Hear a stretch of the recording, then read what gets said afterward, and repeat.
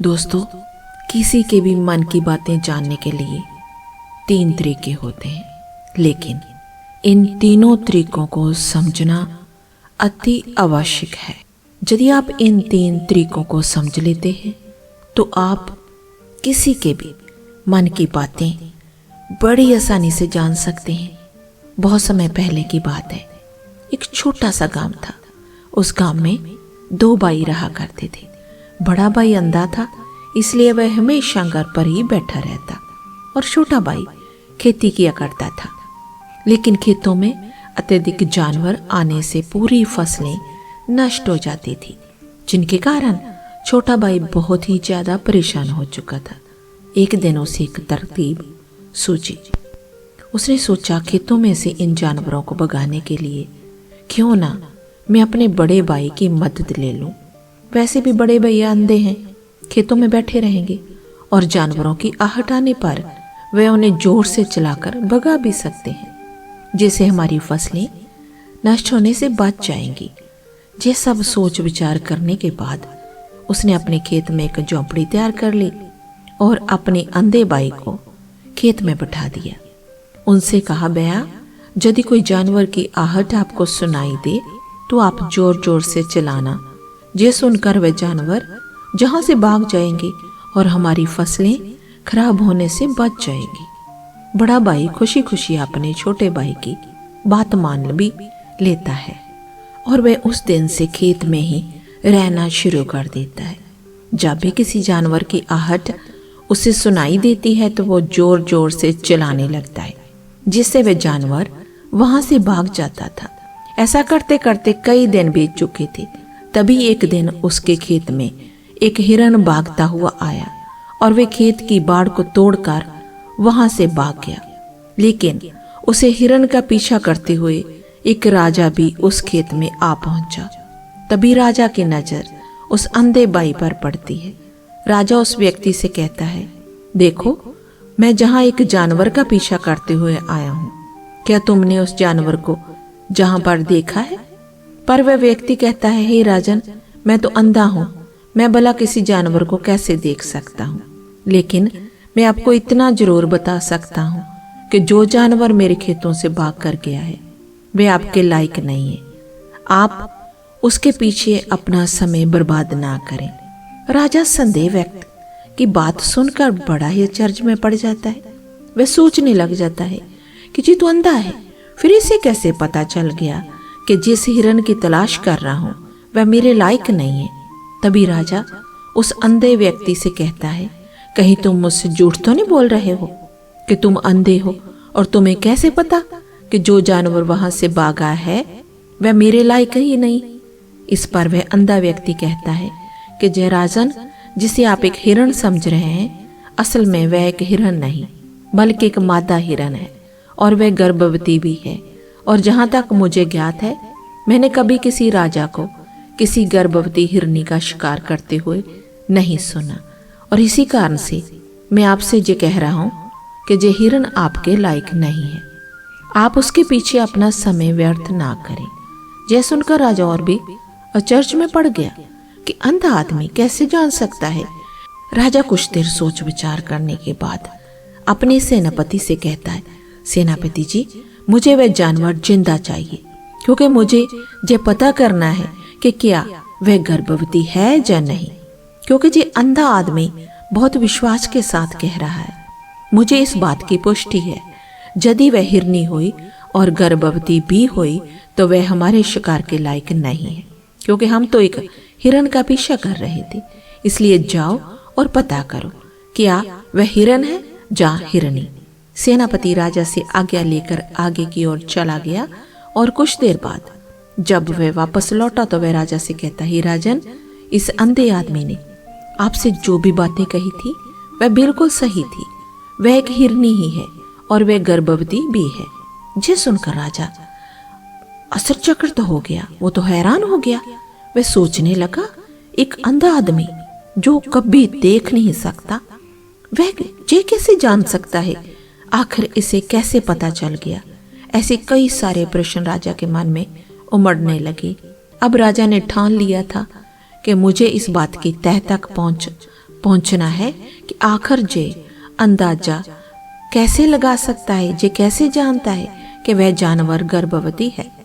जैसे सोचकर राजा उस अंधे आदमी के पास जाता है और उस अंधे आदमी से कहता है, देखो मैं ये तो नहीं जानता कि तुम सचमुच में अंधे हो या नहीं, लेकिन मैं तुमसे एक बात जानने आया हूं। क्या तुम मेरे प्रश्न का सही सही जवाब दोगे? इस पर वह अंधा व्यक्ति कहता है, हे राजन, आप जो कुछ भी पूछना चाहते हैं आप पूछ सकते हैं, मैं आपको बिल्कुल सच सच जवाब दूंगा। इस पर राजा कहता है, देखो एक तो तुम कहते हो कि तुम अंधे हो, और दूसरी तरफ तुमने ये बता दिया कि जिस जानवर का पीछा कर रहा हूं वह एक हिरनी है और वह गर्भवती भी है। तुम्हें कैसे पता चल गया कि तुम्हारे खेत में तो और भी जानवर आते होंगे, और भी तो जानवर जहां से गुजरते होंगे, फिर तुमने ये कैसे अंदाजा लगाया?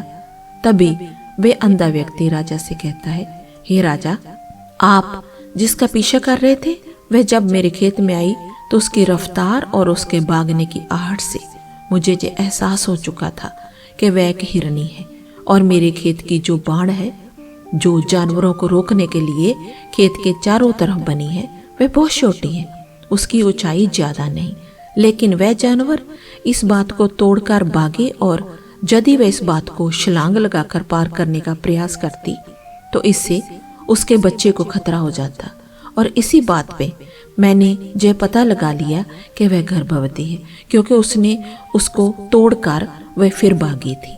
इस पर राजा के मन में एक और प्रश्न उठा। राजा ने कहा, तुम्हें कैसे पता चल गया कि वह एक हिरनी ही है, और भी तो जानवर जहां से आते जाते होंगे? इस पर वह अंधा व्यक्ति कहता है, राजन, मैं पूरा दिन सुबह शाम यहीं पर बैठा रहता हूँ और मेरे सुनने की शक्ति बहुत तेज है। मैं माप सकता हूँ कि कौन सा जानवर मेरे खेत में आया है, उसी के आधार पर मैं जोर जोर से चिल्लाता हूँ ताकि वह मेरे खेत से भाग जाए और मेरे खेत की फसलें नष्ट होने से बच जाए। राजा उस अंधे आदमी का ये जवाब सुनकर पूरी तरह से संतुष्ट हो चुका था। वह मन ही मन सोच रहा था कि आदमी भले ही अंधा है, लेकिन ये तो बड़ा ज्ञानी मालूम पड़ता है, इस आदमी से कुछ ना कुछ तो काम निकलवाना ही है। ये विचार लिए राजा वहां से वापस अपने महल की ओर लौट जाता है। कुछ दिनों के बाद राजा अपने सेनापति को आदेश देता है कि जाओ और उस अंधे व्यक्ति को महल लेकर आओ। सेनापति अपने राजा की आज्ञा का पालन करता है। वह तुरंत ही उस अंधे आदमी के पास पहुंचता है, उस अंधे आदमी को राजमहल चलने के लिए कहता है। अंधा व्यक्ति बड़ा ही चालाक था, वह समझ चुका था कि राजा जरूर मुझे कुछ ना कुछ काम सौंपने वाले हैं और वे काम मुझे मुसीबत में डाल सकता है, लेकिन फिर भी वह सेनापति की बात मान ली उसने और सेनापति के साथ राजमहल पहुंच गया। राजमहल पहुंचते ही राजा उस अंधे व्यक्ति से कहता है, आप तो बड़े ज्ञानी हो, आपको किसी भी बात का पता बड़ी आसानी से चल जाता है। आज मैंने आपको जहां इसलिए बुलाया है क्योंकि मैं आपसे ये जानना चाहता हूं कि मेरी पत्नी पतिव्रता है या नहीं। इस पर वह अंधा व्यक्ति कहता है, राजन, ये कैसा प्रश्न हुआ? इस पर राजा कहता है, मैंने बिल्कुल उचित प्रश्न किया है, मुझे इस प्रश्न का उत्तर दीजिए। इस पर अंधा व्यक्ति कहता है, राजन, ये सारी बातें जाने दीजिए, आपकी शादी को इतने साल बीत चुके हैं और अब आप ये बात क्यों जानना चाहते हैं? आपके मन में ऐसे प्रश्न उठ रहे हैं, पर क्यों? इस पर राजा जिद करते हुए कहता है, आपको मुझे इस प्रश्न का उत्तर जरूर देना होगा। यदि आप मुझे इस प्रश्न का उत्तर नहीं दोगे तो मैं आपको मृत्युदंड दे दूंगा। राजा के मुंह से ये बात सुनकर वह अंधा व्यक्ति कहता है, हे राजन, यदि आप इस प्रश्न का उत्तर जानना चाहते हैं तो इसके लिए आपको मेरा एक काम करना होगा। राजा कहता है, बोलो, मुझे क्या काम करना होगा? इस पर वह कहता है कि इसके लिए आपको आपकी पत्नी को मेरे साथ कमरे में अकेले छोड़ना होगा। उस अंधे व्यक्ति की ये बात सुनकर राजा पहले तो क्रोधित हो जाता है, लेकिन फिर कुछ सोच विचार करने के बाद वह उस अंधे व्यक्ति की बात मान लेता है और अपने सेनापति को आदेश देता है कि सेनापति जी, इस व्यक्ति को और मेरी पत्नी को एक कमरे में कुछ देर के लिए अकेला छोड़ दें। सेनापति बिल्कुल वैसा ही करता है। अब राजा की पत्नी और वह आदमी एक कमरे में बंद हो चुके थे। तभी आदमी राजा की पत्नी से कहता है, रानी, मैं आपको छूना चाहता हूँ। इस बात पर रानी अत्यधिक क्रोधित हो जाती है। उस अंधे व्यक्ति को पकड़ पकड़ कर पीटने लगती है, कभी हाथों से तो कभी लातों से तो कभी पटक पटक कर। इस तरह उसने अंधे आदमी की बहुत पिटाई की।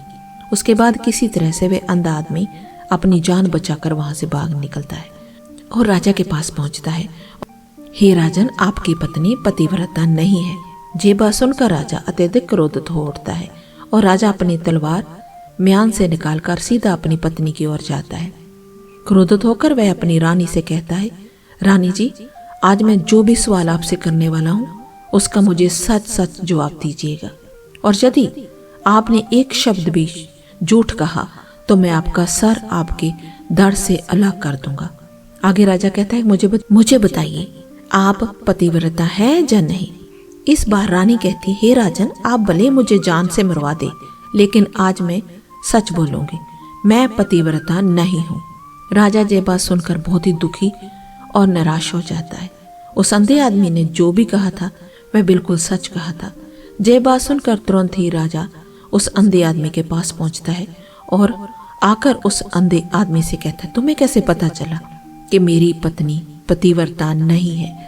अंधा कहता है, हे राजन, बड़ी सीधी सी बात है, मैंने तो आपकी पत्नी से बस इतना ही कहा था कि मुझे आपको छूना है, और इस बात पर वह इतना क्रोधित हो उठी कि उन्होंने गुस्से से आकर मुझे लात गोसों से पीटना शुरू कर दिया। और भला कोई औरत किसी और मर्द को कैसे छू सकती है, लेकिन उन्होंने ना आप देखा ना ताब, बस लात गोसों से मुझ पर बरसना शुरू कर दिया। और एक पतिव्रता नारी कभी भी पराये मर्द को नहीं छूती। जब मैंने उनसे छूने के लिए कहा तो वो उस वक्त मुझे मना कर सकती थी, लेकिन उन्होंने तो मुझे पीटना शुरू कर दिया और देखते ही देखते उन्होंने मेरे पूरे शरीर को छू लिया। अब आप ही बताइए, ऐसी स्त्री भला पतिव्रता कैसे हो सकती है। इस बात पर राजा कहता है, तुम तो बड़े ज्ञानी मालूम पड़ते हो, तुम्हारी बात बिल्कुल सही है। चलो तुम मेरे एक और प्रश्न का जवाब दो। तुमने मुझे इस प्रश्न का सही जवाब दे दिया तो मैं तुम्हें जहां से जाने दूंगा। राजा उस अंधे आदमी से कहता है, तुम मुझे बताओ, क्या मैं सच में अपने पिताजी का बेटा हूँ या फिर किसी और का। इस पर अंधा आदमी कहता है, राजन, इस बात से आपको क्या लेना देना, आप किसी की भी औलाद हो, आकर आप इस राज्य के राजा हैं, इसलिए इस प्रश्न को जाने दीजिए। राजा कहता है, नहीं नहीं नहीं, मुझे इस प्रश्न का सही जवाब चाहिए। ये प्रश्न मुझे बहुत परेशान करता रहेगा, इसलिए मैं इसका सही सही जवाब आपसे जानना चाहता हूँ। यदि तुम इसका सही सही जवाब दे देते हो तो तुम जहाँ से जा सकते हो। इस पर वह आदमी कहता है कि इसके लिए तो मुझे अपनी माँ के पास भी जाने की आवश्यकता नहीं है। मैं आपको अभी ये बता सकता हूँ कि आप किसकी औलाद हैं, लेकिन उससे पहले मैं चाहता हूँ कि आप मुझसे वादा करें कि आप मुझ पर क्रोध नहीं करेंगे। राजा ने कहा, मैं तुमसे वादा करता हूँ कि मैं तुम पर क्रोध नहीं करूँगा। उसके बाद वह अंधा आदमी राजा से कहता है, राजन, आप तो अपने ही पिता के पुत्र, लेकिन आप पर एक कंजूस सेठ की छाया पड़ी हुई है। यह सुनकर राजा बहुत क्रोधित हो उठा। वह तुरंत तलवार निकालकर अपनी माँ के पास पहुंच जाता है। वहां पर पहुंचने के बाद अपनी माँ से कहता है, माँ, मुझे सच सच बताइए, क्या मैं अपने ही पिता का पुत्र हूँ या नहीं। यदि आपने मुझे सही सही नहीं बताया तो मैं यहीं पर प्राण त्याग दूंगा। मुझे बताओ क्या सच है। इस पर उस राजा की माँ कहती, बेटा, तू हो तो अपने ही पिता का पुत्र, लेकिन तुम्हारे ऊपर एक कंजूस सेठ की छाया पड़ी हुई है। जब मैं एक बार नहाने के बाद अपना मुंह आईने में देख रही थी, तभी उस कांच के पीछे मुझे एक कंजूस सेठ नजर आया और उसी की छाया तुम पर पड़ चुकी है। जिस सुनते ही राजा और भी ज्यादा चर्च में पड़ जाता है और वह तुरंत दौड़ा दौड़ा वापस उस अंधे आदमी के पास पहुंचता है और उस अंधे आदमी से कहता है, तुम्हें कैसे पता चला मुझ पर एक कंजूस सेठ की छाया पड़ी हुई है। इस पर अंधा आदमी कहता है, राजन, आपने मुझसे कई सारे सवाल पूछे जिनका जवाब भी मैंने आपको सही से दे दिया। यदि कोई और राजा होता ना तो उसके बदले मुझे ढेर सारे इनाम देता, लेकिन अब तक आपने मुझे एक फूटी कौड़ी भी नहीं दी। इस बात से मैंने अंदाजा लगा लिया था कि आप बहुत कंजूस हैं। यह बात सुनकर राजा जोर जोर से हंसने लगा और कहता है, आप जो भी मांगो तो मैं आपको अवश्य दूंगा, लेकिन मुझे ये बात बताओ कि तुम्हें कैसे पता चल जाता है कि कौन सी बात सही है और कौन सी बात गलत। तुम किसी की बात का इतना सटीक और सही जवाब कैसे दे पाते हो। इस पर वह अंदाज में कहता है, हे राजन, मैं तो वैसे ही अंधा हूँ, मेरी आंखें होती तो मैं किसी का भी मन की बातें बड़ी सरलता से जान लेता। मन की भी एक भाषा होती है और जे भाषा मनुष्य के शरीर के व्यवहार के रूप में देखी जा सकती है। उसकी आंखों से, उसके होंठों से, उसके दान करने के तरीकों से, उसकी क्रियाओं से जे पता किया जा सकता है कि उसके मन में क्या चल रहा है। उसके आधार पर हम किसी का भी मन की बातें जान सकते हैं। लेकिन मैं तो जन्म से ही अंधा हूँ, मैं देख नहीं सकता, इसलिए मैं क्रियाओं से देखता हूँ। यदि मुझे कोई बात जाननी होती है तो अगले आदमी को मुझे कुछ काम देना पड़ता है, जिस पर वह व्यक्ति किस तरीके से उस काम को करता है, उसके आधार पर ही मैं जय पता लगा पाता हूँ आखिर उसके मन में क्या चल रहा है। तभी वह राजा कहता है, तो इसका अर्थ ये हुआ कि मैं भी किसी के भी मन की बातें जान सकता हूँ। इस पर वह अंधा आदमी कहता है, हे राजन, अवश्य, किंतु उससे पहले आपको अपने ऊपर काम करना होगा। वह अपने मन को शांत करना, अपने मन को वर्तमान में लाना, जिसके लिए मैं आज आपको 3 तरीके बताने वाला हूँ। और जो तीनों ही तरीके बड़े आसान हैं और सरल है, किंतु हे राजन, उससे पहले आपको एक काम करना होगा, अपने मन को एकाग्र करना होगा। जब हम अपने मन को एकाग्र करते हैं, अपने मन को वर्तमान में लाते हैं, हम दूसरे के मन की बातें जान सकते हैं, क्योंकि वह आदमी अभी भी अपने मन में वर्तमान में ही सोच रहा है। हमारे मन को वर्तमान में लाना होगा, तभी हम उसके मन की बातें जान सकते हैं। यदि हम अतीत में हुई घटनाओं के बारे में सोच रहे होंगे तो अगला आदमी जो सोच रहा है वर्तमान में अपने मन में बात कर रहा है, वह हम कैसे जान पाएंगे, क्योंकि हम तो अतीत की घटनाओं से उसमें डूबे हुए हैं। इसलिए किसी के भी मन की बात जानने के लिए सबसे पहले हमें अपने मन को एकाग्र करना होगा, उसे वर्तमान में लाना होगा। फिर वह अंधा व्यक्ति राजा से कहता है, हे राजन, जो 3 तरीकों मैं आपको बताने वाला हूँ, इन 3 तरीकों से आप बड़ी आसानी से किसी के भी मन की बातें जान सकते हैं। हे राजन, जो सबसे पहला तरीका है वह आंखों पर ध्यान देना। किसी व्यक्ति से बात करते हुए उसकी आंखों में देखना, उसकी आंखों पर ध्यान देना ज्यादा जरूरी है, क्योंकि आंखें बोलती नहीं और पर बहुत कुछ कह जाती है। यदि हम किसी व्यक्ति की आंखों को, इशारों को समझना सीख जाएं, तो हम ये जान पाएंगे कि व्यक्ति के दिमाग में क्या चल रहा है, वह क्या सोच रहा है, अभी वह क्या करने वाला है। मेरे पास आंखें नहीं, लेकिन मैंने अपने गुरु से ये विद्या सीखी है, क्योंकि बहुत साल पहले मेरे पास आंखें थी और मैं उस व्यक्ति लोगों के मन की बातें केवल आंखों से ही देखकर जान लेता था। इसलिए यदि आप भी दूसरों की बातें जानना चाहते हैं तो आपको उनकी आंखों पर गौर करना होगा, जैसे कि वह कब और कहाँ किधर देख रहे हैं, वह आंखों को इधर उधर घुमा रहे हैं, या फिर उसकी आंखें खुश नजर आ रही, फिर आंखों में कहीं निराशा तो नहीं है। जैसा कि एक चोर होता है, उसकी आंखों में जब हम देखते हैं तो हमें ये पता चलता है कि अगला आदमी कोई गलती की है। ठीक उसी प्रकार जब हम किसी चालाक व्यक्ति की आंखों में देखते हैं तो आपको पता चलेगा कि उसकी आंखों में चालाकी होती है। ये एक बहुत ही सीधा और आसान तरीका होता है। यदि आपको ये पता लगाना है कि सामने वाला व्यक्ति आपसे झूठ कह रहा है या फिर सच कह रहा है, तो आपको उसकी आंखों में ध्यान देना अति आवश्यक होता है। यदि आपसे बात करते हुए व्यक्ति अपनी आंखें इधर उधर घुमा रहा है, या ऊपर नीचे इधर उधर दाएं बाएं देख रहा है, तो इसका अर्थ है वह ये हुआ कि वह इस बात से निकलने का कोई रास्ता ढूंढ रहा है, वह कोई झूठ बना रहा है। यदि सामने वाला व्यक्ति आपसे झूठ कहने का प्रयास कर रहा है तो वह आपसे नजर नहीं मिला पाएगा। ठीक उसी प्रकार दूसरे तरीके में हम चेहरे को पढ़ना सीखते हैं, क्योंकि चेहरे के हाव भाव होते हैं जिससे हम मन की बातें बड़ी आसानी से समझ सकते हैं। इन्हें भी समझना बहुत जरूरी है। कभी कभी कोई व्यक्ति अपने चेहरे से, अपने हाव भाव से बहुत कुछ अलग अलग व्यवहार करता है। यदि आप किसी व्यक्ति के चेहरे में गौर करेंगे तो आप आसानी से समझ पाएंगे कि व्यक्ति निराश है, या बहुत उदास है, या फिर वह बहुत खुश है, या फिर उसे कोई बड़ा दुख है, तो उसके अंदर क्या महसूस कर रहा है। ये सारी बातें हम उसके चेहरे के हाव भाव से पता कर सकते हैं। फिर चाहे इंसान जुबान से कुछ बोले या फिर ना बोले, लेकिन आप उसके चेहरे से सब कुछ पता कर सकते हैं। आगे अंधा व्यक्ति राजा से तीसरा तरीका बताते हुए कहता है कि हाथों के शरीर का व्यवहार, मन की बात समझने के लिए हमें हाथ के इशारे और शरीर के व्यवहार को समझना बहुत आवश्यक है, क्योंकि व्यक्ति जब भी बात करता है, जो आपने देखा होगा, वह अपने हाथों को हिलाता है, अपने हाथों से इशारा करता रहता है।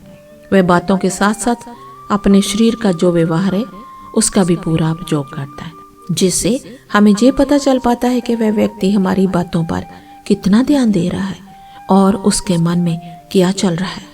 शरीर के व्यवहार को देखने के लिए उसके हाथ हिलाने के चेहरे पर बार बार हाथ लगाना और हाथों को एक दूसरे पर मसलना, ऐसी बहुत सी क्रियाएं होती हैं, उस पर हमें ध्यान देना अति आवश्यक है। मन की बात समझने के लिए हमें शरीर के विज्ञान को भी समझना पड़ता है।